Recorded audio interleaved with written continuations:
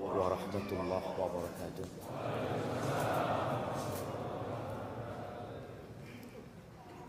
Alhamdulillah alladzi jama'ana 'alal huda wat tuqa. Segala puji bagi Allah Jalla Jalaluh yang mengumpulkan kita di tempat ini bukan karena acara makan bersama, tapi kita berkumpul di tempat ini karena sama-sama dikasih hidayah sama Allah Azza wa Jalla. Sama-sama ingin menjadi insan yang bertakwa. Karena sejatinya gak ada gunanya kita beramal, tidak ada manfaatnya kita berbuat kebajikan kalau tidak dibarengi takwa. Karena innama yataqabbalullah minal muttaqin. Allah itu hanya menerima dari orang-orang yang bertakwa. Sayang kalau kita capek-capek meninggalkan kesibukan kita, datang ke rumah Allah ini namun tidak didasari takwa. Maka semoga Allah Azza wa Jalla menerima amalan kita dan mengampuni dosa-dosa kita. Nabi Ibrahim alaihissalam ketika membangun Ka'bah, apa doanya? Rabbana taqabbal minna innaka antas sami'ul alim. Nabi kekasih Allah beramal soleh yang dibangun rumah Allah, beliau mengatakan, wahai Rabb kami, terimalah dari kami, sesungguhnya engkau maha mendengar dan maha tahu. Maka semoga Allah Azza wa Jalla mengampuni dosa-dosa kita dan menerima amalan kita. Allahumma salli wa sallim ala abdika wa rasulika habibina wa sayyidina Muhammad wa ala alihi wa ashabihi ajma'in. Ya Allah, semoga salawat dan salam, berkah dan nikmat senantiasa Engkau curahkan untuk hamba kekasih-Mu, untuk baginda Nabi kita Muhammad alaihi salatu wassalam, yang telah mengajarkan semua kebaikan. Beliau telah menjelaskan buat kita segala sesuatu yang dibutuhkan untuk perjalanan hidup kita menuju ke surga Allah Azza wa Jalla. Beliau manusia terindah yang pernah menginjakkan kakinya di muka bumi. Semoga kita dijadikan pengikutnya yang setia dan dimatikan di atas agama Allah. Semoga salat bersambung untuk keluarga beliau, untuk istri-istri beliau, untuk putra-putri beliau, dan untuk seluruh sahabat Nabi. Dan semoga Allah meridhai kita bersama mereka. Amma ba'd. Jamaah, siapa yang sedang seret rezekinya? Nah, Masya Allah, ada banyak yang seret rezekinya. Iya, kita jujur jamaah, jujur. Datang ke pom bensin, kok naik? Astagfirullah. Biasa dapat 1 liter, sekarang nggak sampai 1 liter. Ana baca juga bis-bis Patras Bungurasih ke Jember sepi, kata dia. Kenapa orang-orang pada tidak melakukan perjalanan? Ada orang-orang yang susah, tapi nggak semuanya. Ada orang-orang yang seneng, ada yang kaya, ada yang miskin, ada yang pertengahan. Mau dibilang kaya, hampir kaya, mau dibilang miskin, yaudah miskin. Kayaknya lebih banyak yang kayak gitu. Ada yang miskin banget, yang kita perlu datang ke tempat dia, supaya antum yang sedang kesusahan bersyukur sama Allah Azza wa Jalla. Kita tuh kalau ngelihat yang lebih kaya, yang ada tambah susah, tambah seneng, tambah susah. Makanya sering ana sampaikan ya, bagaimana seorang muslim itu harus dekat dengan orang miskin. Kata siapa? Kata Nabi SAW. Nabi mengatakan kepada Abu Dzar sallallahu ala nabiyina wasallam, "Ausani khalili bi sab'in." Aku dikasih wasiat oleh kekasihku dengan 7 perkara. Di antaranya, ausani bi hubbil masakin waddunu minhum. Aku dikasih wasiat agar aku cinta kepada orang-orang miskin dan dekat sama mereka. Bukan hanya cinta, dekat sama mereka. Datang ke rumahnya, lewat rumahnya, berbagi kepada dia. Kemudian beliau juga berwasiat kepada Abu Dzar radhiyallahu taala an, wa ausani an anzura ila man huwa asfala minni. Dan dia memberikan wasiat kepada aku agar aku melihat kepada yang di bawahku, supaya enggak susah. Karena kita lihat dunia ini tempat pamer, tempat berbangga-banggaan. I'lamu, Allah mengatakan, ketahuilah, annamal hayatud dunya la'ibun wa lahwun wa zinatun wa tafakhurun bainakum wa takathurun fil amwali wal aulad. Kehidupan dunia itu hanya permainan, hanya senda gurau. Antum lihat orang main bola, serius jamaah dia jamaah, lari sana, lari sini. Mas, iki perak dolen mas. Iya. Dia serius untuk permainan, main-main untuk ibadah. Banyak yang kayak gitu jamaah. Ketika ibadah cepet-cepetan. Kehidupan dunia gitu. Wazina, perhiasan. Orang ingin berhias, coba kita lihat. Sebagian orang itu malu kalau bajunya podo. Loh, kok podo rapiku? Dia itu tidak kepingin gitu loh. Kepingin lain, kepingin tampil lebih bagus ya, seperti itu. Dan tempat berbangga-bangga. Kenapa kita dikasih wasiat supaya dekat sama orang miskin? Supaya nggak kena penyakit berbangga-banggaan. Itu kehidupan dunia. Banyak-banyakan harta. Banyak-banyakan harta. Mau dibawa kemana? Banyak-banyakan anak. Berapa anaknya? Baru 12. Langsung down kita. Anak cuma 2, ini 12 ya. Kita kadang-kala di grup para ustadz, ada satu mengatakan, alhamdulillah anak punya anak yang ke-17. Masya Allah. Hadhil hayat dunia. Dan kita lihat tidak semua yang kita inginkan kita dapatkan. Kalau keinginan semua kepingin jadi orang kaya, siapa yang kepingin jadi orang miskin? Coba angkat tangan. Masya Allah. Kayaknya nggak ada jemaah.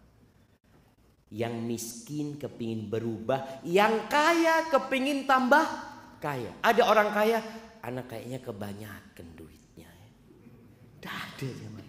Yang ada, yo opo bisa nambah itu uang dia aja. Siapa yang ngatur rezeki? Apakah pemerintah Republik Indonesia mengatur rezeki rakyatnya? Tidak. Yang mengatur rezeki itu Allah Jalla Jalla. Jamaah rahimakumullah, ada yang ingin punya anak. Ini bicara rizki. Ada yang sudah punya anak kepingin nambah anak. Ada yang ingin anak laki-laki. Ya Allah, anak-anak perempuan semua Ustaz. Kapan ya punya anak laki? Cak lihat istri anak wis tuwe. Apa harus? Ada yang kepingin. Kita lihat ada orang kepingin punya anak laki-laki. Semuanya anaknya perempuan. Ada yang kepingin punya anak perempuan. Dia ngelihat, ya Allah, lanang meneh lahir. Astagfirullah. Ada yang mandul tidak punya anak. Siapa yang mengatur itu semua? Allah. Jangan sembarangan ke dokter. Kadang kala ada yang berangkat ke dokter. Oh, dokter ini hebat. Semua yang ke sana punya anak. Sukses. Antum tahu di Amerika ada seorang dokter yang ternyata puluhan anak itu pakai spermanya dia. Dia proses bayi tabung ya. Ya namanya ada orang-orang yang gak amanah. Dia datang, dokternya tahu ini spermanya gak bisa membuahi. Tapi kata dokter itu aman, masuk. Oh, hamil, makasih banyak dok. Ternyata ditemukan itu pakai spermanya dia. Kita perlu berhati-hati. Ada jalan yang harus ditempuh. Di surat Asy-Syura ayat 49-50. Allah Azza wa Jalla mengatakan lillah mulkus samawati wal ardh. Milik Allah kerajaan langit dan bumi. Bumi ini kecil jemaah dibandingkan dengan yang ada di langit sana. Itu milik Allah. Yang di langit kita melihat ada miliaran bintang-bintang. Subhanallah, ana membaca penjelasan ulama ya, yang membuat ana semakin yakin dengan kebesaran Allah SWT. Langit yang 7 lapis itu ternyata transparan. Dari satu langit ke langit selanjutnya. Bintang-bintang yang kita lihat itu tidak semuanya di langit dunia ini. Sebagian ada di tempat-tempat yang tinggi sana. Dan nanti ketika orang masuk surga, itu akan dikasih seperti orang yang paling kaya di muka bumi ini 10 kali lipatnya. Kalau cuma surga itu sebesar bumi ini, tidak cukup jemaah. Anak lihat, ya Allah, apa mungkin nanti di planet-planet itu jadi surga ya? Tapi yang jelas, luasnya surga seluas langit dan bumi. Milik siapa semua itu? Lillah. Makanya orang kalau kena musibah apa kata dia? Inna lillah.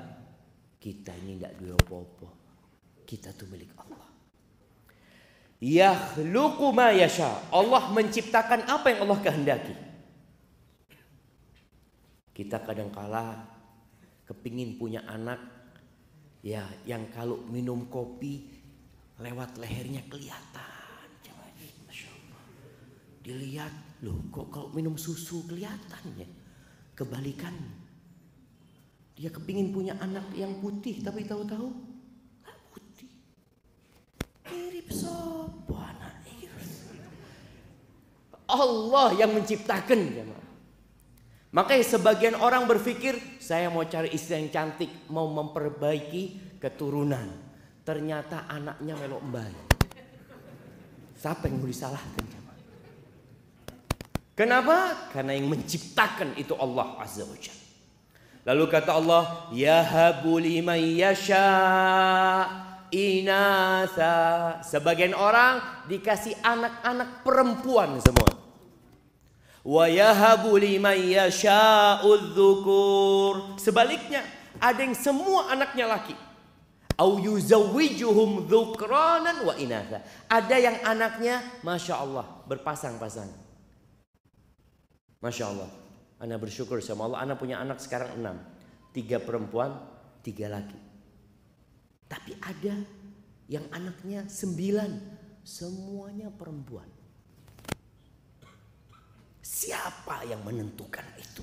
Allah. Wa yaj'alu may yasha'u aqima. Dan sebagian orang Allah jadikan mandul. Sebagian suami menyalahkan istrinya yang gak punya anak loh. Aku gak bisa berbuat apa-apa. Ya sudah ketentuan Allah. Kata Allah, innahu alimun qadir. Allah itu maha tahu dan maha kuasa. Artinya semua yang mengatur itu Allah Jalla Jalaluhu. Ahibati fillah. Kalau semua orang dikasih rizki tanpa batas. Nih kita bicara rizki sekarang. Yang seret rizkinya, yang tersendat-sendat rizkinya. Kalau semua orang itu dikasih kekayaan seperti Elon Musk. Mas Elon. Iya, dikasih harta kayak Mas Elon. Kira-kira ono sing ngaji ndak ya? Allah Azza wa Jalla mengatakan walau basatallahu rizqa li'ibadi di surat Asy-Syura ayat 27. Walau basatallahu rizqa li'ibadihi fil ardi li'ibadihi la baghaw fil ardi. Apabila Allah membentangkan rizki buat hamba-hambanya, pasti mereka akan membuat kerusakan di muka bumi. Akan bertindak melampaui batas. Karena harta itu ada efek samping buruknya. La baghaw fil ardh. Terus kata Allah, walakin yunazzilu biqadarin ma yasha. Tapi Allah turunkan rizki itu dengan kadar yang sudah Allah kehendaki. Ono takrane. Maka kita lihat subhanallah ada orang yang di PHK. Pada waktu dia kerja dia dapat gaji 5 juta. Di PHK dia berpikir, ya Allah, ana mau makan apa Pak Ustaz? Tahu-tahu sekarang jadi pengusaha, omsetnya 500 juta. Siapa yang menentukan itu? Allah. Antum di PHK pun dengan takdir Allah Azza wa Jalla. Maka kita perlu berbaik sangka sama Allah yang sedang seret rizkinya, yang sedang tersendat-sendat, padahal bulan depan bayar kontrakan Ustaz. Apa kata Allah? Innahu bi'ibadihi khabirun basir. Sesungguhnya Allah itu maha melihat, maha mengetahui secara detail tentang kondisi hamba-hambanya. Allah tahu antum sedang susah. Terus ya, siapa yang kasih rizki? Allah kan? Ya udah kau minta sama Allah. Datang sama Allah Azza wa Jalla. Ahibati fillah, kita perlu punya iman yang membuat hidup kita tidak menderita. Apakah orang kaya itu berbahagia? Belum tentu. Apakah orang miskin itu berbahagia? Belum tentu. Tergantung kondisi imannya. Ketika seorang beriman bahwasanya rizki itu sudah ditetapkan ketika kita berumur 120 hari. Kita waktu berumur 120 hari dikirim malaikat di perut ibunda kita jemaah, masih janin. Dikirim malaikat, dicatat ajalnya, dicatat rizkinya, dicatat dia syaqiyun au sa'id, menderita atau berbahagia, masuk surga atau masuk neraka, itu dicatat. Ketika kita tahu itu, terus tugas anak cuma berusaha. Makanya kalau cari rezeki, cari istri. Kalau cari rezeki, cari istri. Kalau cari istri yang soleha. Yang antum kalau pulang ke rumah tidak membawa apa-apa, sang istri mengatakan, innalillahi wa inna ilaihi raji'un. Loh iya, ini istri bertakwa jamaah. Ini istri bertakwa. Dia nggak marah-marah sama antum. Dia beriman kita milik Allah dan kita akan kembali kepada Allah Azza wa Jalla. Bukankah musibah ketika suami nggak bawa apa-apa? Antum jangan marah. Antum kayak anak mati aja. Enggak, Mas. Anak yakin. Pokoknya antum sudah berusaha maksimal, ya udah. Berarti kita puasa hari ini. Nabi SAW kadang kala pagi kepingin sarapan, datang ke rumah istrinya. Ada yang bisa dimakan, kata Nabi SAW. Kata istrinya, ada air, cuma makanan gak ada. Nabi mendidik istri-istrinya mengatakan, idzan ana shaim. Kalau gitu hari ini aku berpuasa. Itu jamaah. Bagaimana tatkala rezeki antum tersendat-sendat, amalan antum bertambah. Pahala antum tambah banyak. Ketika antum kerja, sibuk, antum kadang-kadang nggak bisa ngaji. Sejak ana di PHK, Ustaz, alhamdulillah ana selalu di soft pertama, Ustaz. Alhamdulillah, alhamdulillah, nikmat. Yang antum tidak merasakan itu kecuali ketika di PHK. Bayangin bagaimana Nabi SAW mengatakan, "Lau ya'lamun, atau lau ya'lamun nas, ma fin nida was-safil awal." Kalau orang-orang tahu pahala menjawab adzan datang ke rumah Allah, ya. Kemudian pahala shaf pertama, la atauhuma walau habwan. Mereka akan mendatanginya walaupun merangkak. Merangkak jalan, berangkang. Sekarang antum bisa datang di shaf pertama. Ada sebagian kita yang nggak pernah di shaf pertama selama hidupnya. Tapi ada sebagian yang selalu di shaf pertama. Masya Allah. Dia mengatakan, alhamdulillah Ustaz, ana selalu di shaf pertama. Karena memang di masjid ana satu shaf yang sholat, Ustaz. Jadi dia itu selalu mau telat shaf pertama tetap. Kita melihat ada masjid-masjid kayak gitu jamaah. Ya Allah, enak ya kalau punya masjid yang cuma satu shaf ya. Jadi walaupun telat shaf pertama, subhanallah, itu orang-orang pada nggak ngerti pahala yang Allah berikan. Maka tatkala rizkimu tersendat-sendat, yang pertama engkau harus beriman kepada Allah dengan takdir. Itu salah satu rukun iman. Nggak akan sempurna iman antum. Antu'mina bil qadari khairihi wa syarrihi. Engkau beriman dengan takdir yang baik dan yang buruk. Sebagian kita kalau sedang sukses, apa yang dia katakan? Subhanallah Ustaz ya, memang gak sia-sia usaha anak. Oh, antum sukses ini takdir loh. Loh, bukan usaha anak. Berapa banyak orang yang berusaha kayak antum gak sukses? Antum pernah lihat, antum pernah merasakan orang mancing jemaah. Mancing di kolam yang sama, dengan umpan yang sama. Yang satu seret, oleh meneng, antum perbaiki, lempar lagi, dia narik lagi, masya Allah kata dia. Apa masalahnya? Usaha dia, ketakwaan dia, lah takdirnya dia. Maka di sini jangan sampai antum ketika sukses antum lupa dengan takdir. Yang antum ingat usaha, perjuangan, sekolah, ilmu, pikiran. Oh enggak, itu takdir Allah kasih sama antum. Apa kata Allah? Wa ma bikum min ni'matin faminallah. Tidak ada satupun nikmat yang ada pada diri kalian melainkan itu dari Allah Azza wa Jalla. Maka berimanlah antum. Ketika susah pun beriman. Sebagian orang kalau susah, iya, kayaknya memang takdir. Antum kemarin sukses bukan takdir. Enggak Ustaz, itu memang Anda berjuang Ustaz. Jemaah, tolong beriman. Kita beriman bahwasanya Allah telah menetapkan segala-galanya.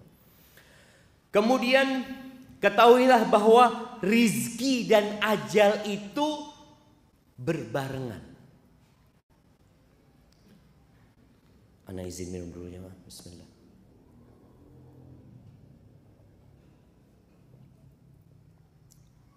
Alhamdulillah, rizki ana dapat minum air. Tadi ana khutbah Jumat, pas khutbah kedua, pas duduk, ana cari air, kok ada banyak ya. Betul loh jemaah, aduh memang takdirnya. Itu takdir, itu bicara rizki jemaah. Masa anda mau marah-marah sama panitia? Ya enggak, sudah memang kayaknya takdirnya Ustadz nggak dapat air, sabar Ustadz. Ya. Kadang-kala Ustadz itu perlu diingatkan. Bicara rizki dan ajal itu bersamaan. Nabi alaihi salatu wassalam pernah mengatakan, innahu laisa syai'un yuqarribukum minal jannah wa yuba'idukum 'anil nar illa qad amartukum bihi. Kata Nabi SAW, tidak ada sesuatu pun yang mendekatkan kalian ke surga dan menjauhkan kalian dari api neraka, melainkan aku sudah perintahkan kepada kalian. Walaysa syai'un yuqarribukum minan nar wa yuba'idukum minal jannah illa qad nahaitukum anhu. Dan tidak ada satupun perkara yang mendekatkan kalian ke neraka dan menjauhkan kalian dari surga, melainkan aku sudah larang kalian untuk melakukannya. Lalu beliau mengatakan, wa annar ruhal amin qad nafahatha fi ru'i. Jibril, dia telah menghembuskan di jiwaku. Apa yang dihembuskan Jibril di jiwa Nabi SAW? Annahu lan tamuta nafsun hatta tastawfiya rizqaha. Lan tamut, tidak akan mati seseorang kecuali rizkinya sudah lengkap. Loh Ustaz, ya apa dia mati Ustaz, ninggalkan 10 miliar Ustaz? Iya, bukan rizki dia 10 miliar itu, rizkinya dia itu sudah habis, makanya dia mati. Antum pernah melihat ya ma, atau merasakan kondisi orang yang sakit parah tahu-tahu sadar, sehat, di ICU. Ana kemarin jagain mertua di ICU beberapa hari ya. Nanti ketika kita di luar nunggunya jamaah, kalau sudah ada panggilan itu jamaah, semua yang nunggu itu diem jamaah. Sopoy, oh fulan. Kalau sudah dipanggil itu mereka bersegera masuk ke ruang ICU. Tahu-tahu yang keluar jenazah, Allahu Akbar, mati. Ada kemarin yang keluar pindah kamar, seneng keluarganya pindah kamar, masya Allah, ibunya kepingin apa, kepingin ini itu, dikasih semuanya, habis gitu mati. Ada rezeki yang belum nyampe kepada dia, dia harus sadar. Kalau ditetapkan rezekinya ada 5 sate kambing, belum dia makan rezeki, maka dia harus bangkit dari pingsannya atau komanya. Dia makan, setelah itu mati. Ada yang minta jus ya ma, ketika bapaknya sadar, bapak kepingin apa? Jus jeruk ya? Iya bismillah. Dibelikan jus jeruk, dikasih ke orang tuanya, beberapa sendok dikasih, habis gitu bapak mati. Karena ada jeruk yang tertulis dalam catatan dia, belum dia habiskan. Yang tersisa, fatarikuhu linnas, punya orang yang tersisa itu. Makanya banyak orang menimbun harta bukan milik dia. Dia cuma kerja capek, taruh lagi. Punya siapa pak? Punya aku. Kata anaknya, belum tentu pak. Belum tentu. Wallahi cuma ada anak yang bapaknya sakit, dia pikir, kok bapak kita mati ya. Ngomong sama keluarganya, nanti kira-kira dikuburkan di mana bapak ini? Bapaknya masih sakit ini, sudah musyawarah. Tahu-tahu bapaknya sehat. Loh, kok waras? Subhanallah jemaah, berapa banyak anak yang mati duluan? Masya Allah. Yang mati duluan sebelum bapaknya. Ada bapak yang mengantarkan anaknya ke kuburan, nguburkan anaknya. Kenapa? Semua punya ajal dan punya rizki. Antum pernah melihat ada orang, masya Allah, bapaknya ini kaya raya, sukses jamaah. Ketika anaknya masih kuliah, sekolah, ketika anaknya sudah bekerja masing-masing, tahu-tahu rizki bapaknya ini berkurang.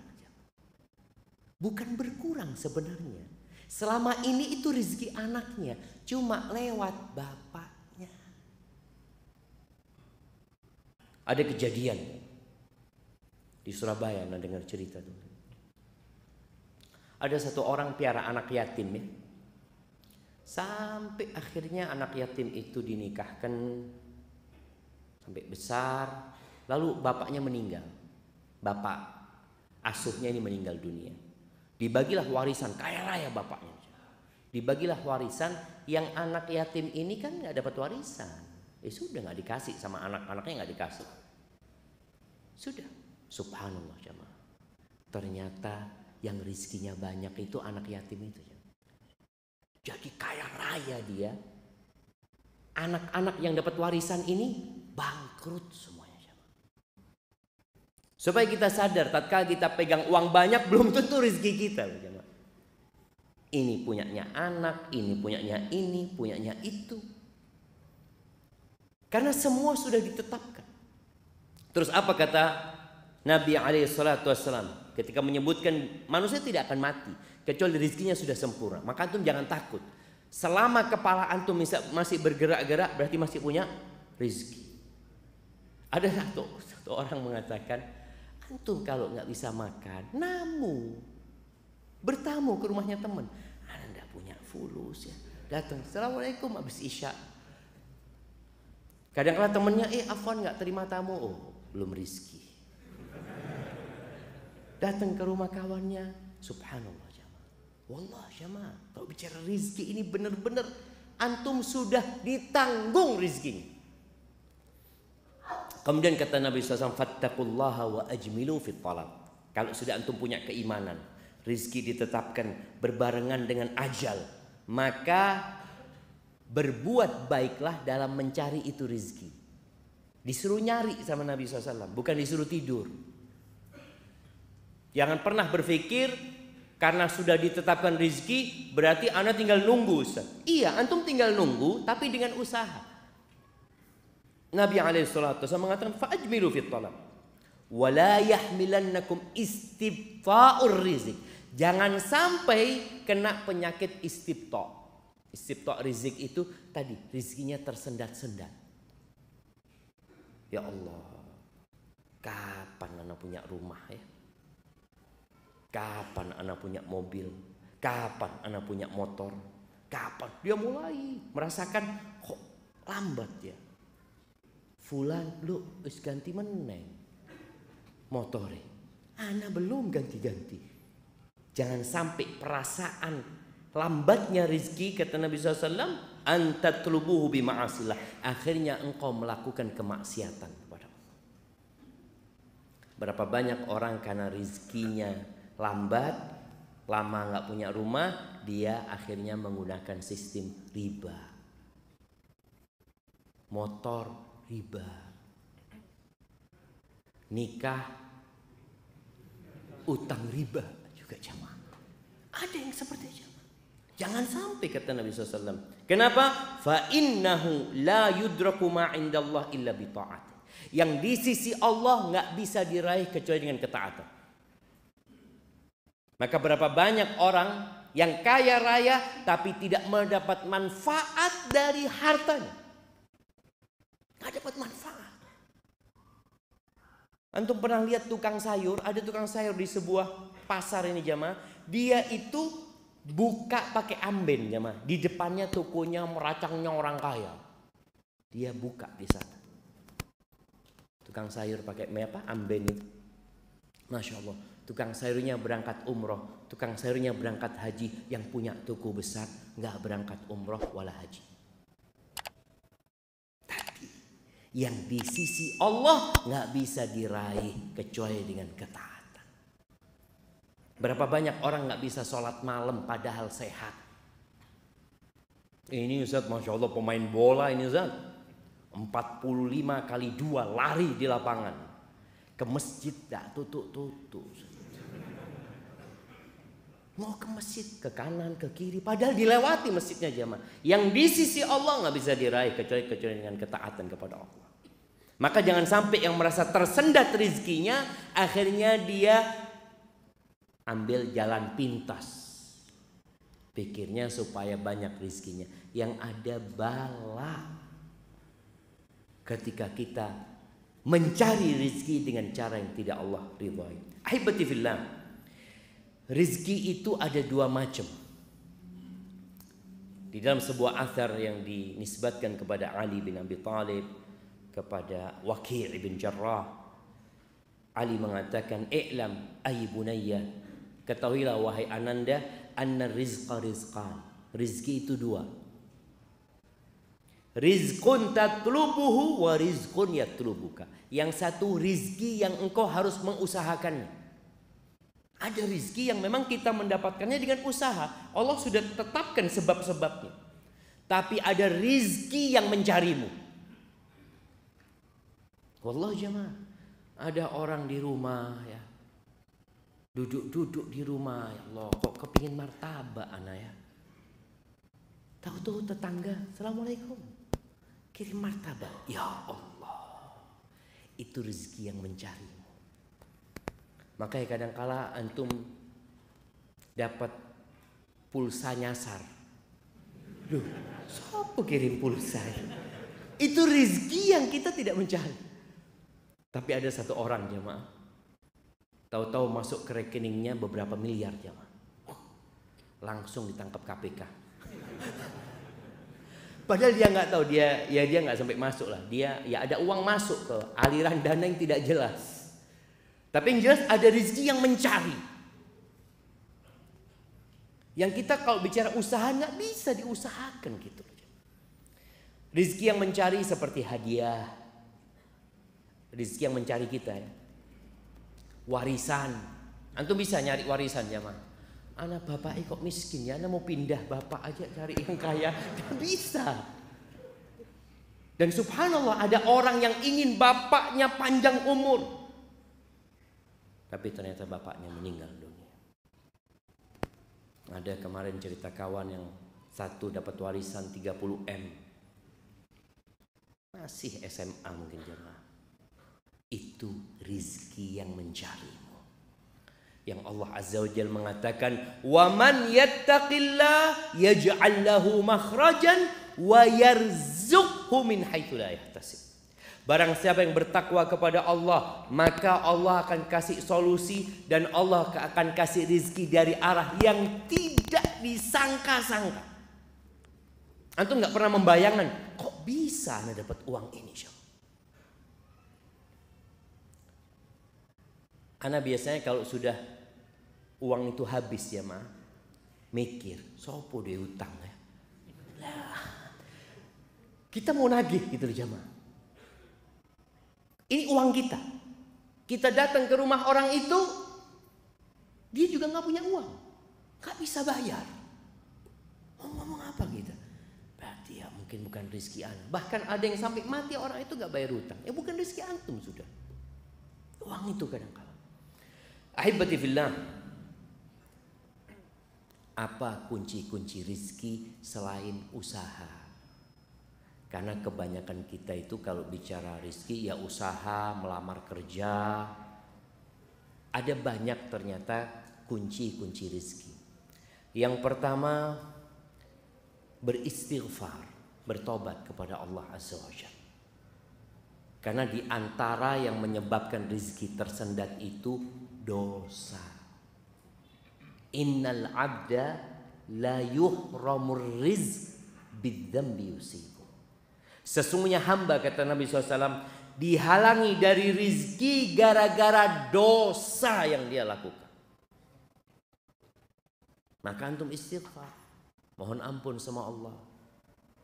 Keluar nanti habis sholat isya, hilang sandalnya Ustaz ya. Oh ya. Antum akan menyalahkan orang yang mencuri. Yang mencuri salah. Coba antum berpikir, kenapa kok sandalnya ana ya? Padahal ini lebih bagus dari punya anak. Seharusnya punya dia yang hilang itu. Mungkin salah malingnya. Tidak salah malingnya. Benar ngambil sandilan itu. Dosa. Beristighfar. Mohon ampun sama Allah. Nabi Nuh alaihissalam mengatakan kepada kaumnya. Faqultu astaghfiru rabbakum innahu kana ghaffara. Yursilis sama alaikum midrara. Wa yumdidkum bi amwal. Wa banin. Wa yaj'al lakum jannatin wa yaj'al lakum anhara. Jamaah, isya. Sudah, kita dengarkan azan dulu.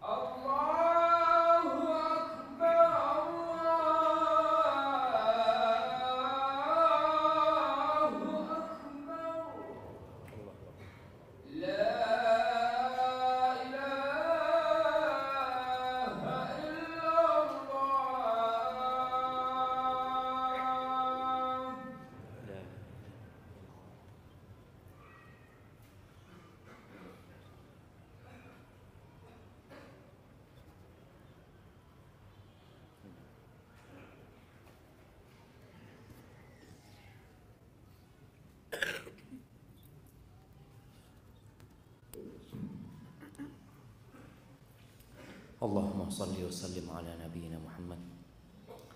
Nah, perbanyak istighfar. Nabi Nuh mengatakan kepada kaumnya, kalian istighfar, minta ampun sama Allah, bertobat kepada Allah. Kita punya banyak dosa. Allah itu Maha Pengampun. Allah akan kirimkan air hujan yang deras yang bermanfaat buat kalian. Ada air hujan yang menyebabkan banjir. Rizki itu hilang. Banjir di mana kemarin di Pakistan kalau nggak salah jamaah ya. Untuk dapat melihat bagaimana rumah-rumah, hotel-hotel, mobil-mobil, sawah-sawah habis. Tapi kalau kita rajin istighfar, Allah kirim hujan yang bermanfaat. Kemudian Allah akan kasih harta. Jadi orang yang bertobat kepada Allah, mohon ampun sama Allah, wa yumditkum bi amwal wa jannat, dikasih taman-taman, kebun-kebun, villa-villa. Wa yaj'al lakum anhar, Allah bikinkan buat kalian sungai-sungai. Allahu akbar jemaah. Istighfar. Duduk, sekali duduk istighfar 100 kali. Itu dilakukan oleh Nabi alaihi salatu wassalam. Kemudian yang kedua, bertakwa kepada Allah. Laksanakan perintah Allah, jauhi larangannya. Kita itu kalau melaksanakan perintah kadangkala mudah, tapi menjauhi larangan sulit. Padahal yang namanya takwa itu menjalankan perintah, menjauhi larangan. Sebagian kita yang udah hijrah, udah belajar, merasa dia udah bertakwa. Padahal kata Nabi SAW, ittaqil maharim takun a'badan nas. Kau mau jadi orang bertakwa, jauhi yang haram-haram, engkau jadi orang yang paling ahli ibadah. Sebagian kita berpikir ahli ibadah itu yang selalu baca Quran, yang selalu di shaf pertama. Oke, itu termasuk orang ahli ibadah. Tapi yang paling ahli ibadah adalah orang yang meninggalkan yang haram-haram dan melaksanakan perintah Allah Azza wa Jalla. Dan tadi kita udah bacakan ayatnya di surat At-Tolaq ya. Surat At-Tolaq ini biasanya orang kalau mau bercerai itu bingung masalah masa depannya. Gimana nanti anak-anak. Ada seorang perempuan, dia sudah diceraikan 3 kali sama suaminya. Kemudian suaminya balik lagi. Si istri tetap mau karena urusan fulus. Padahal udah gak boleh. Wa man yattaqillah yaj'al lahu makhrajan wa yarzuqhu min haitsu la yahtasib. Barang siapa yang bertakwa kepada Allah, Allah akan kasih solusi. Dan Allah akan kasih rizki dari arah yang tidak disangka-sangka. Karena sebagian kita itu sudah kadung seperti nyusu jemaah. Yang nyusu di perusahaan, yang nyusu di kantornya, dia berpikir ya sudah dari sini, anak kalau keluar dari sini nggak bisa hidup, nggak bisa makan. Seorang perempuan berpikir, anak cuma ibu rumah tangga Ustaz. Kalau anak diceraikan, bagaimana hidup anak? Kemana Allah yang selama ini memberikan rezeki kepadamu? Engkau dulu belum bisa apa-apa di perut ibundamu, Allah kasih rezeki. Engkau belum bisa berjalan, belum bisa ngomong, belum bisa bergerak, Allah kasih rezeki. Kok sekarang sudah besar, sudah bisa berusaha, bingung. Kadangkala tadi imannya lemah. Bertakwa kepada Allah, jangan bergantung sama suami. Ketika suami menceraikan, ya kalau memang kau masih cinta, katakan innalillahi wa inna ilaihi rajiun. Ada suami yang diceraikan, ada istri yang diceraikan suaminya, alhamdulillah, anak kepingin pisah mulai bien.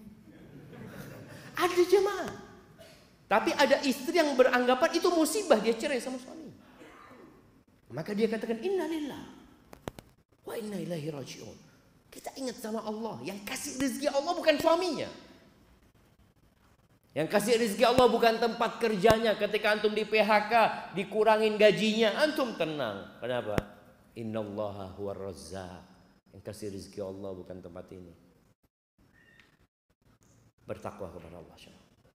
Yang ketiga, bertawakal. Tawakal yang sebenarnya, tawakal itu artinya percaya dan menyerahkan, menggantungkan serta menyandarkan kepada yang kita percaya. Siapa yang kita percaya? Allah Azza wa Jalla. Allah mengatakan wa 'alallahi fatawakkalu in kuntum mu'minin. Kepada Allah hendaklah kalian bertawakal kalau kalian orang-orang yang beriman. Nabi alaihissalatu wassalam mengatakan, "Lau annakum tawakkaluna 'ala Allah haqqa tawakkuli la razaqakum kama yarzuqut tayr." Kalau kalian benar tawakalnya kepada Allah, benar. Kita ini kadang-kala masih bersandar kepada uang kita. Aman, si ono duit. Masih ada mobil, masih ada ini, masih ada ini. Namanya tawakal sama Allah itu berlepas dari semua ketergantungan. Usaha, upaya hanya sebab. Kalau Allah tidak menakdirkan, nggak bisa jemaah. Kita lihat kalau Allah ingin menghabiskan harta manusia, Allah bakar rumahnya. Berapa banyak kita melihat satu kampung terbakar, jemaah. Itu cuma sebab.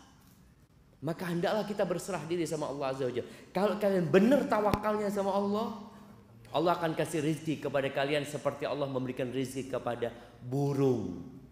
Pernah lihat burung punya ATM? Atau punya kulkas? Ini burung berangkat ke toko sap beli kulkas barusan. Lihat, ada jemaah.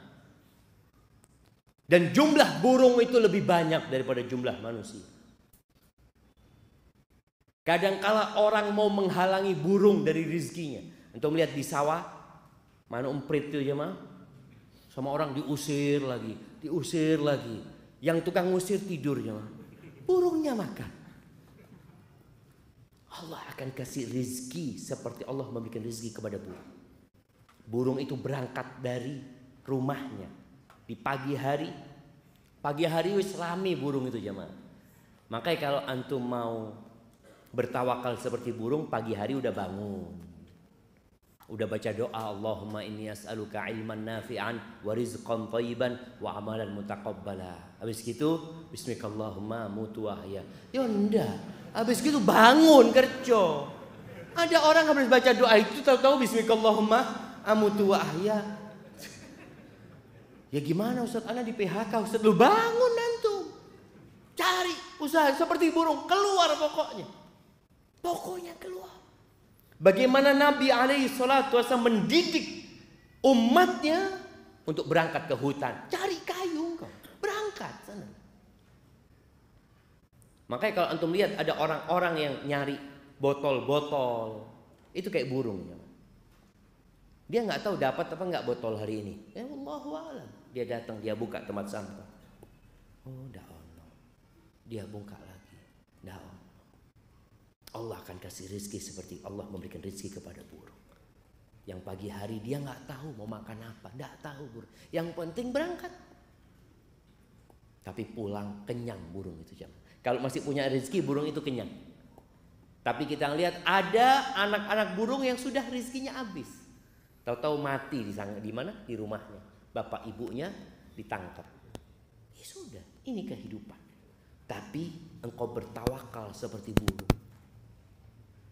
Bukan berarti nggak boleh nyimpen uang, boleh nyimpen uang, nggak ada masalah. Tapi hatinya tidak bergantung kepada simpananmu, tapi bergantung sama Allah Azza wa Jalla. Kemudian yang keempat, fokus ibadah. Niatkan ibadah. Antum bekerja pun niatkan ibadah. Usaha niatkan ibadah. Orang yang fokus ibadah jamaah, semua diniatkan untuk mengabdi kepada Allah, Allah akan mudahkan rezeki. Dan antum lihat. Kemudian yang kelima, berangkat haji dan umroh. Loh Ustaz, ana ini tersendat-sendat berangkat haji atau umroh. Yang punya rezeki berangkat haji. Ini kan wajib haji. Berangkat engkau haji. Jangan takut uangmu habis karena haji. Karena sebagian orang sekarang ini kalau mau haji bayar berapa jemaah? Kalau yang reguler itu 40 juta. Kalau yang plus ya ada yang 12.000 ya. 12.000 US dollar ya. Kalau yang furoda yang tahun ini bayar langsung berangkat bisa sampai 20.000 US dollar. Wah, kayak Ustaz 300 juta. Oleh lah Avanza.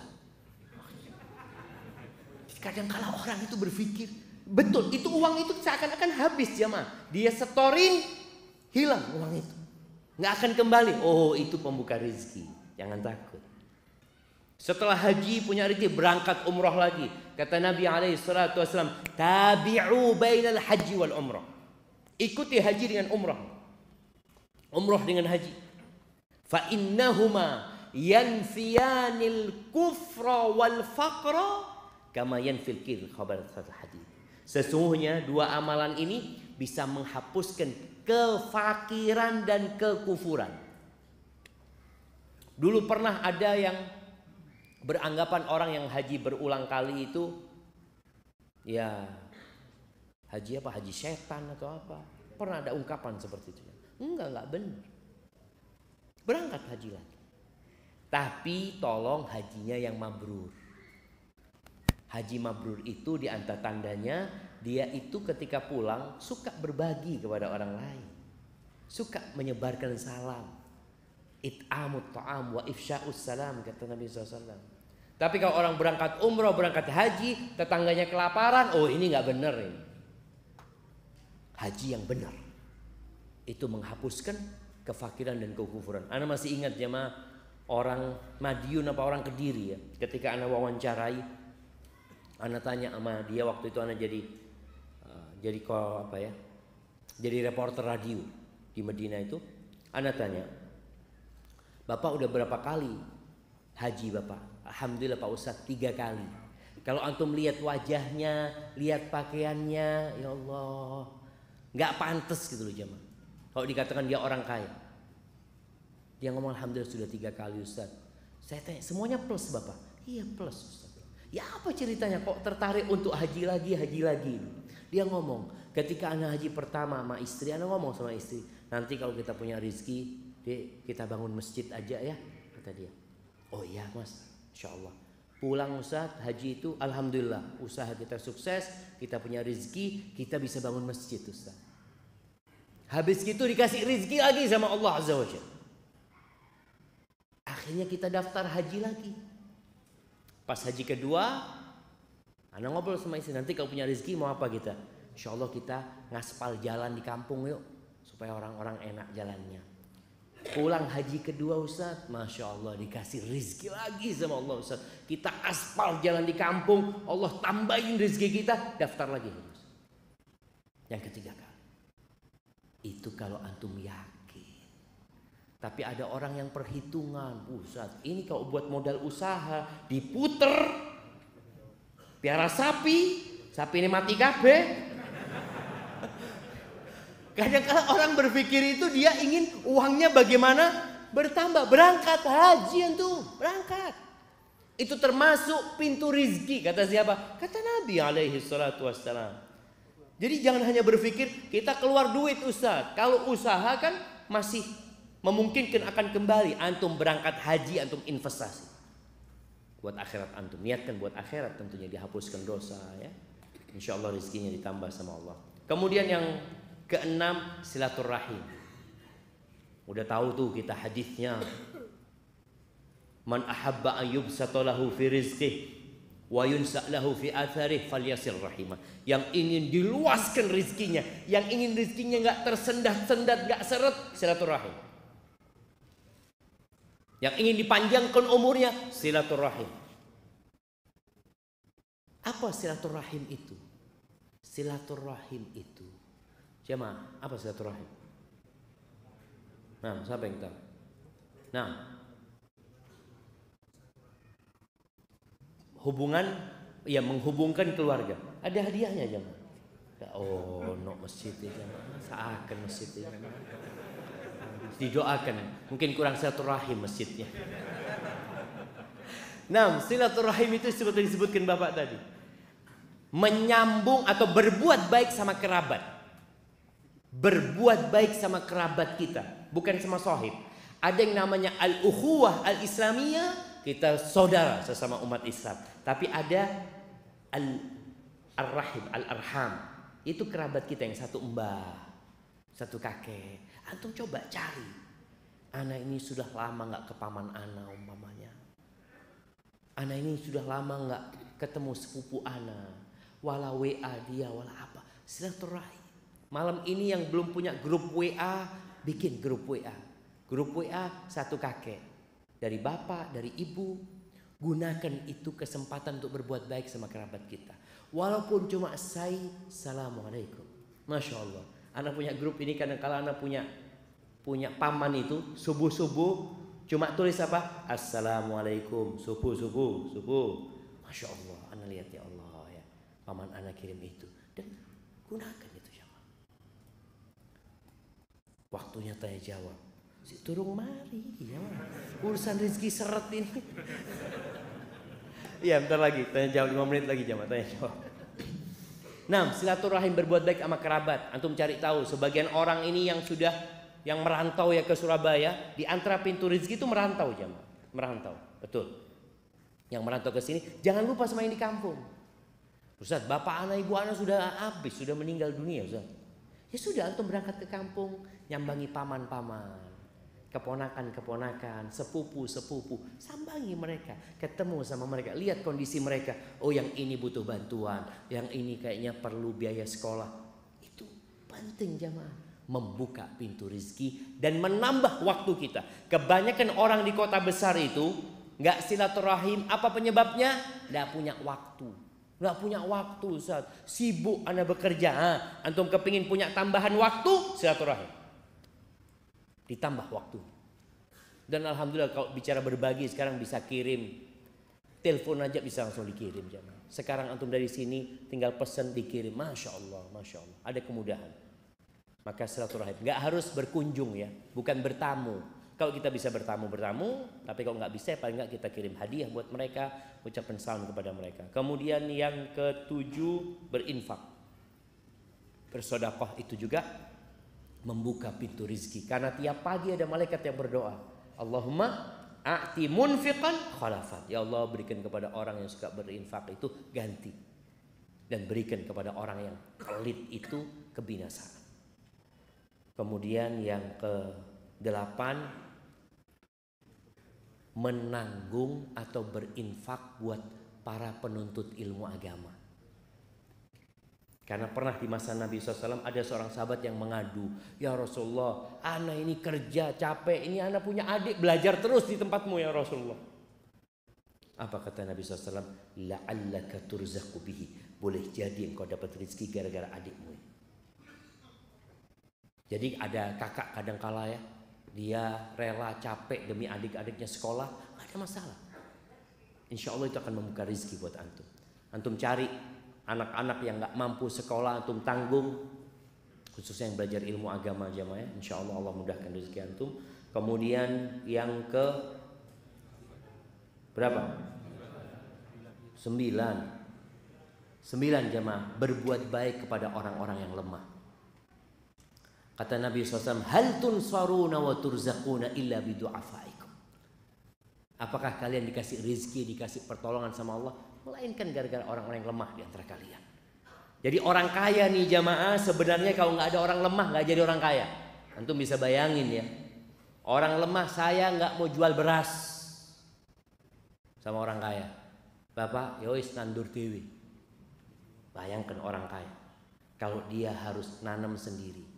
Yang piara ayam nggak akan berikan kepada orang kaya. Antum lihat yang piara ayam siapa? Orang-orang miskin jemaah. Yang kerja bersih-bersih sampah siapa? Orang-orang miskin. Negeri ini bisa bersih karena banyak orang miskin. Kita masih bisa terus menanam, bisa makan juga karena banyak orang-orang miskin. Maka berbuat baiklah kepada mereka. Kalian dikasih rezeki gara-gara mereka. Kemudian yang terakhir, berhijrah. Yang punya kesulitan di kampungnya, di tempatnya, silahkan dia pindah ke tempat lain yang lebih baik ya, untuk menuntut ilmu yang agamanya lebih baik. Jangan takut antum berpikir nanti ana makan apa di sana. Kalau niat antum benar, Allah akan mudahkan rezeki buat kalian. Yang penting niatnya lillahi ta'ala. Barakallahu fiik. Kita mungkin masuk ke sesi tanya jawab jamaah.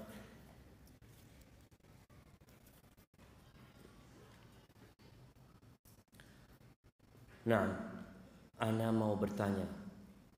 Dulu ana terjebak dalam dosa pacaran. Kemudian ana ingin berhenti dari dosa tersebut dan ana menikah dengan pacar ana, tapi secara agama dikarenakan istri ana masih kuliah semester akhir. Insya Allah ana nanti akan nikah secara negara setelah istri ana selesai kuliah. Pertanyaan ana, Ustadz, bagaimana cara tobat yang benar terhadap dosa ana dahulu? Ya, jemaah, banyak dosa yang menjadi penutup rezeki kita. Ada orang yang kasih rezeki sama Allah terus padahal dia berbuat dosa, itu namanya istidraj. Agar dia nggak bertobat dan mati dalam kondisi melakukan dosa. Alhamdulillah antum bertobat kepada Allah. Caranya bagaimana? Yang pertama, antum harus menyesali meninggalkan perbuat dosa itu dan bertekad untuk tidak mengulangi. Lalu perbanyak amal soleh. Perbanyak amal soleh. Insya Allah dengan cara seperti itu semoga Allah mengampuni dosa-dosa antum. Bagaimana status pernikahan anak? Kalau secara agama, kalau pernikahan itu sah secara agama, dinikahkan oleh walinya, ada 2 saksi, ada mahar, ada ijab qabul, insya Allah sah secara agama, nggak ada masalah. Tinggal yang berkaitan dengan catatan negara ya, karena itu harus dilakukan di KUA umpamanya. Terus nikah ini mudah, jangan dibikin ruwet. Nikah itu nggak harus digedong, nggak harus ngundang orang banyak. Walimah sunnah, nggak wajib. Antum punya rezeki, masya Allah. Kemarin pandemi itu, masya Allah jemaah, ada orang yang menikah yang hadir cuma 30 orang. Itu pun kasih nasi kotak. Alhamdulillah. Itu bisa kita lanjutkan sekarang.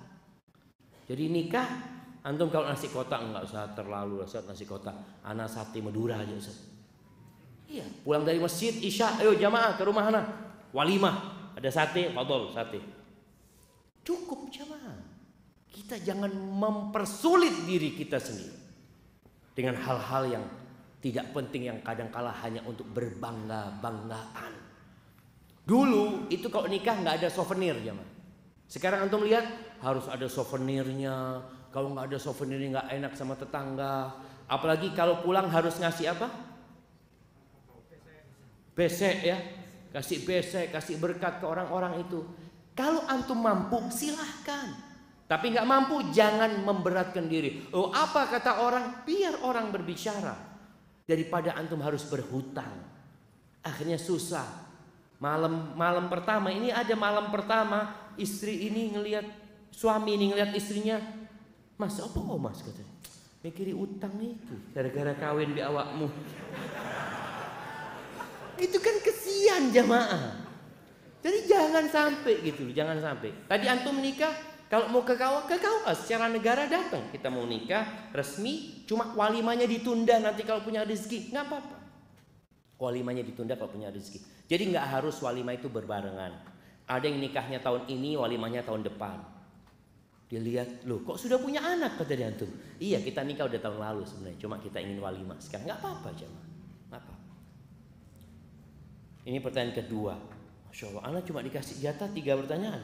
Ini pertanyaan terakhir berarti. Jika menunda kehamilan dengan alat kontrasepsi dengan tujuan supaya istri Anda bisa fokus skripsian agar tidak stres, mohon solusinya Ustaz. Nah, jadi menunda kehamilan atau mengatur kehamilan itu nggak apa-apa, tapi jangan membatasi, kecuali ada sebabnya. Ada orang enggak, anak 2 anak cukup. Pak Harto berapa anaknya? Berapa Pak Harto anaknya? 5. Betul jemaah. Bung Karno berapa anaknya? Banyak mereka jemaah. Udah ada masalah rezekinya masing-masing. Jadi orang kadang-kala berpikir 2 anak cukup. Kenapa Ustaz? Kalau banyak anaknya gimana sekolahnya nanti? Ini ada orang anaknya lahir, ya Allah, ya oh boleh kuliah gue, anak gaji 2 juta. Ini baru lahir, nanti dia punya rizki sendiri dan tidak makan rizki bapaknya. Kata Allah, nahnu narzuquhum wa iyyakum. Allah mengatakan kami yang kasih rizki kepada anak-anak kalian dan kepada kalian juga. Supaya jangan sampai orang tuanya terbebani jemaah. Ketika dia mikir, sampai ada yang menggugurkan jemaah. Ketika ya Allah Ustaz, anak belum siap punya anak Ustaz. Kenapa? Anak masih ngontrak rumah Ustaz. Terus kalau lahir, wallahi jemaah antum tahu. Lihatlah, bukan cuma anak, antum semua merasakan. Ketika antum bujangan, antum punya apa? Ketika antum menikah, ada orang yang bujangan nggak punya mobil, rumah ngontrak. Setelah menikah, alhamdulillah punya rumah. Setelah punya anak, punya mobil. Subhanallah. Anak itu bawa rizkinya sendiri. Maka jangan pernah takut. Insyaallah. Habis sudah pertanyaannya jemaah. Tapi jemaah afan jemaah, karena memang anda dikasih batasan pertanyaannya cuma 3. Yang sudah bertanya belum dijawab, jangan khawatir. Insyaallah bisa. Oh bisa lagi jemaah. Masya Allah. Lanjut lagi jemaah.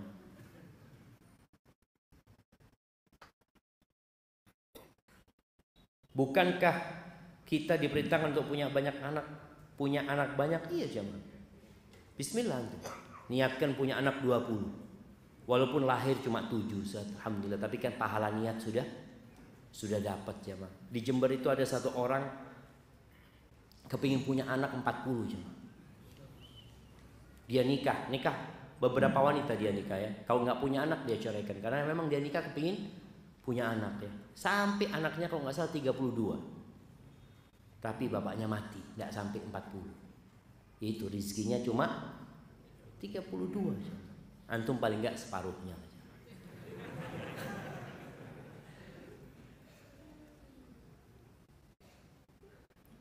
Bagaimana sikap kita ketika takhayul khurafat di masyarakat benar-benar terjadi, namun kita disalahkan ketika kita tidak mengikuti mereka.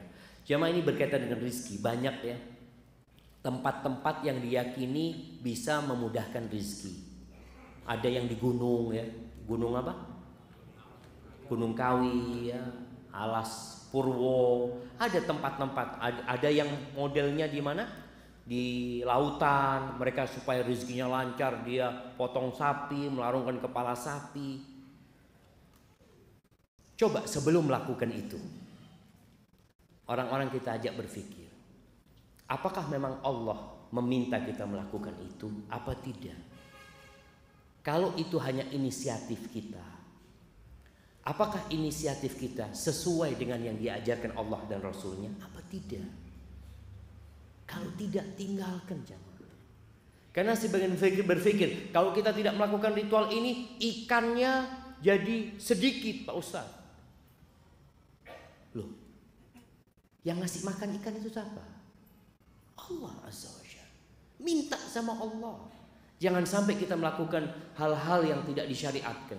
Kadang-kala kita terpaksa mengikutinya, kita tinggalkan, kita minta maaf ya, kita akan dicap sebagai orang yang tidak sosial kadang-kala dengan mereka. Betul. Ya, kita minta maaf.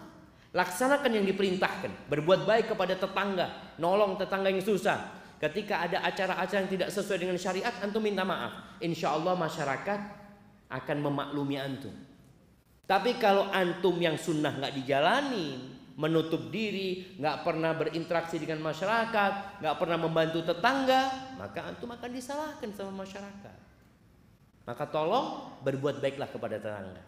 Insya Allah tetangga akan memaklumi antum. Antum kalau katakan, afwan, anda nggak bisa ikut acara yang seperti ini, minta maaf. Kalau acara-acara yang lainnya, insya Allah anda ikut. Insya Allah dimaklumi sama masyarakat jemaah. Barakallahu fikum. Tapi ini kayaknya pertanyaan terakhir. Ustaz, ana sudah bekerja, insya Allah tetap. Namun ana masih takut untuk menikah karena takut kekurangan. Banyak suami istri cerai karena faktor ekonomi. Mohon nasihatnya. Jamaah, orang menikah itu nggak harus punya kerjaan tetap, tapi harus tetap bekerja. Faham nggak tuh? Jadi kadang-kala orang tua ini mau menerima menantu, ditanya, kamu kerja apa? Kalau kerjanya dia mengatakan, anak kerjanya serabutan. Waduh, repot ini anakku kalau dapat ini. Enggak. Boleh jadi yang punya pekerjaan tetap di PHK. Berapa banyak yang sudah sukses bangkrut? Kalau cari menantu yang semangat bekerja. Bukan punya pekerjaan tetap, artinya dia tetap bekerja. Tentunya orang itu yang agamanya baik dan akhlaknya mulia. Kalau dikatakan di sini takut menikah karena takut kekurangan, Allah Azza wa Jalla di antara yang membuka pintu rezeki ini menikah, jemaah. Allah mengatakan, wa ankihul ayama minkum was-salihin min ibadikum wa imaikum iyakunu fuqara yughnihumullah min fadlih. Kalian nikahkan tuh. Ya, yang perempuan-perempuan yang jomblo-jomblo, baik itu perempuan, baik itu laki-laki, nikahkan. Kalau mereka fakir, Allah yang akan kasih dari karunia-Nya. Allah. Maka antum jangan takut. Kemudian Nabi SAW menyebutkan ada 3 orang yang mendapatkan jaminan dari Allah Subhanahu Wa Taala. Allah akan mencukupi dia. Salah satunya wanakih lil afaf, Orang yang menikah untuk menjaga kehormatan dirinya, bukan menikah karena berzina. Banyak orang menikah karena takut aib, bukan. Tapi dia menikah karena untuk menjaga kehormatan dirinya. Maka antum yang takut tadi, niatkan untuk menjaga kehormatan diri antum. Urusan rezeki antum yakin. Dari awal anda sampaikan bicara iman tadi, dengan takdir Allah Azza wa Jalla. Istri antum tidak makan rezeki antum, anak antum tidak makan rezeki antum. Terus yang dimakan rezeki mereka, yang dimakan rezeki mereka sendiri. Kemudian kalau pertanyaannya, karena banyak suami istri cerai gara-gara faktor ekonomi. Karena banyak orang menikah gara-gara ekonomi. Perempuan dinikahi karena apa? Karena 4 hal. Karena kaya, karena cantik, karena bangsawan, yang keempat karena agamanya. Nabi menyebutkan agamanya alaihi salatu wasallam terakhir, karena kadang-kadang agama ini diabaikan sama orang jemaah. Maka Nabi mengingatkan, fadfar bidzatid din taribat yada. Beruntunglah engkau kalau dapat perempuan yang agamanya baik. Selamat engkau hidupmu. Maka di sini kalau antum takut perceraian gara-gara ekonomi, cari perempuan yang agamanya baik dan akhlaknya mulia, yang dia menikahimu bukan karena harta juga. Perempuan itu dengan kecantikannya bisa dapat laki-laki yang kaya. Laki-laki yang kaya walaupun tidak ganteng bisa dapat wanita cantik. Kalau ini yang jadi dasar pernikahan, maka tatkala ada masalah ekonomi, mereka akan bercerai. Si istri ngelihat suaminya, aduh kayaknya susah, sudah gugat cerai dia. Makanya banyak wanita ya, anak kesian juga ini, mudah-mudahan fenomena ini tidak banyak terjadi ya. Banyak wanita itu merantau jemaah ke luar negeri, ke Malaysia ya, mungkin ke negeri-negeri yang lainnya, ke Arab Saudi, ke Dubai. Gara-gara faktor ekonomi, suaminya nggak tanggung jawab, malas bekerja. Karena dia ketika menikah dulu, coba niatnya engkau apa menikah, kemudian apakah kriteria calon suamimu sesuai dengan yang diperintahkan Nabi SAW? Apakah mau-maumu? Kadang-kadang maunya dia punya suami nggak sholat, punya suami nggak tanggung jawab, hanya dulu karena ngelihat tampan mau menikah dengan dia. Maka hendaklah bertobat kepada Allah Azza wa Jalla. Ingat para suami, engkau yang punya kewajiban memberikan nafkah. Kerja semaksimal mungkin, niatkan untuk memberikan nafkah, dan ketika engkau niat itu, insya Allah engkau fi sabilillah, di jalan Allah Subhanahu wa taala. Hadza wallahu a'lam bishawab. Yang benar dari Allah, yang salah dari diri anda pribadi. Allah dan Rasulnya terbebaskan dari kesalahan itu.